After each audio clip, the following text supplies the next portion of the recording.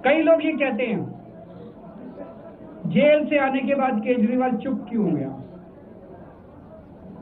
केजरीवाल गायब हो गया, केजरीवाल कहां गया। मैं कोई नेता नहीं हूं, मैं कोई पॉलिटिशियन नहीं हूं। पॉलिटिशियन को फर्क नहीं पड़ता, उनको 4 गाली दे दो, मोटी चमड़ी होती है। मेरे को, मैंने जिंदगी में केवल ईमानदारी कमाई है। मेरे को जब कोई बेईमान बोलता है मुझे फर्क पड़ता है।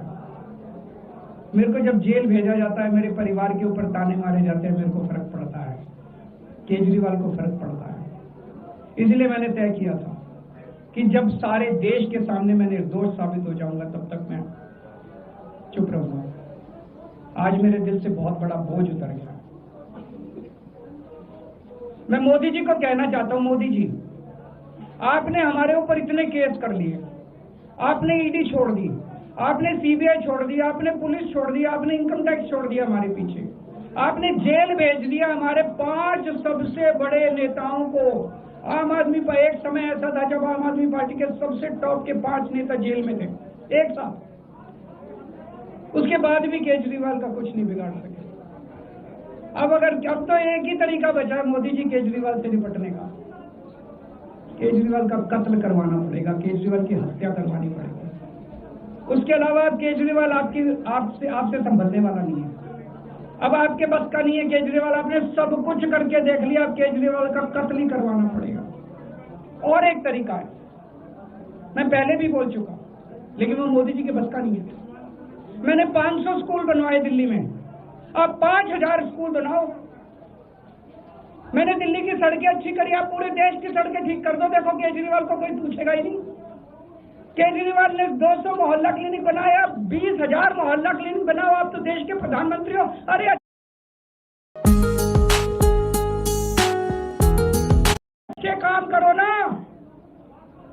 वो नहीं होता मोदी जी, वो मोदी जी से नहीं होता।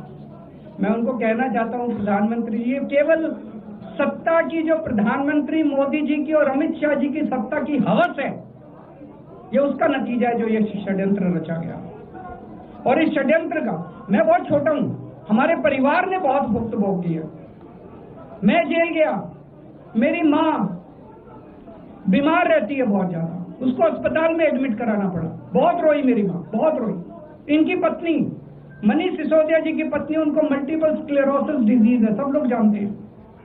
जब सुप्रीम कोर्ट में केस चल रहा था, संजीव खन्ना जी ने कहा कि बहुत गंदी बीमारी है, उनके नीचे का पूरा पोर्शन काम नहीं करता और धीरे धीरे बीमारी बढ़ती जा रही है। हमारे परिवार ने बहुत भुगता है, लेकिन वो इंपॉर्टेंट नहीं है, हम इंपॉर्टेंट नहीं है, हमारा परिवार भी इंपॉर्टेंट नहीं है। लेकिन मोदी जी और अमित शाह जी के षड्यंत्र का खामियाजा जो दिल्ली भुगत रही है, दिल्ली के 3 करोड़ लोग भुगत रहे हैं, उसकी भरपाई कौन करेगा। आज दिल्ली में कहीं चले जाओ, सारी सड़कें टूटी पड़ी हैं, अस्पतालों में दवाइयां मिलनी बंद हो गई हैं, मोहल्ला क्लिनिक बंद किए जा रहे हैं, स्कूलों का बुरा हाल हो रहा है। पूरे दिल्ली में पोल्यूशन इतना ज्यादा कभी दिल्ली की जनता ने नहीं देखा था। यमुना का बहुत बुरा हाल हो गया। एक चीज बता दो तो दिल्ली में इन्होंने ठीक करी हो, पूरी दिल्ली का बेड़ा गर्क कर दिया। सबसे बड़ा खामियाजा मोदी जी और अमित शाह जी की सत्ता की हवस, उसका सबसे बड़ा खामियाजा दिल्ली के 3 करोड़ लोगों ने भुगता है। दिल्ली के लोगों से जाके पूछो। आज मैं चैलेंज करता हूं मोदी जी को, मोदी जी हिम्मत है दिल्ली में दोबारा चुनाव करा के दिखा दो, 10 से ज्यादा तुम्हारी सीट आ जाए, मैं राजनीति छोड़ दूंगा। तुम्हारी 10 से ज्यादा सीट आ जाए, मैं राजनीति छोड़ दूंगा। दिल्ली की जनता त्रस्त हो चुकी है तुम लोग।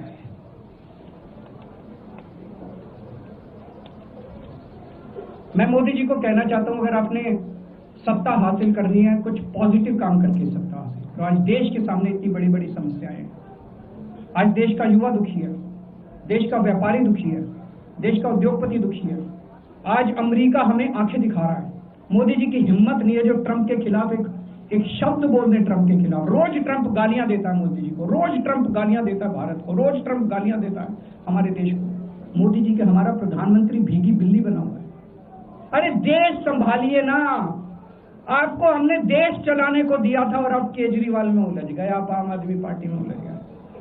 पॉजिटिव काम करके सत्ता हासिल कीजिए, ये नेगेटिव काम करना बंद कीजिए। अगर आपसे कोई 1-2 प्रश्न है तो क्या आपको उम्मीद है कि आप ईडी के मामले को भी? ईडी मामला खत्म हो गया, सीबीआई के मामले के बेस पे ईडी था, वो अब फॉर्मेलिटी बची है, हम अगले हफ्ते एप्लीकेशन डालेंगे, ईडी का मामला खत्म हो जाएगा।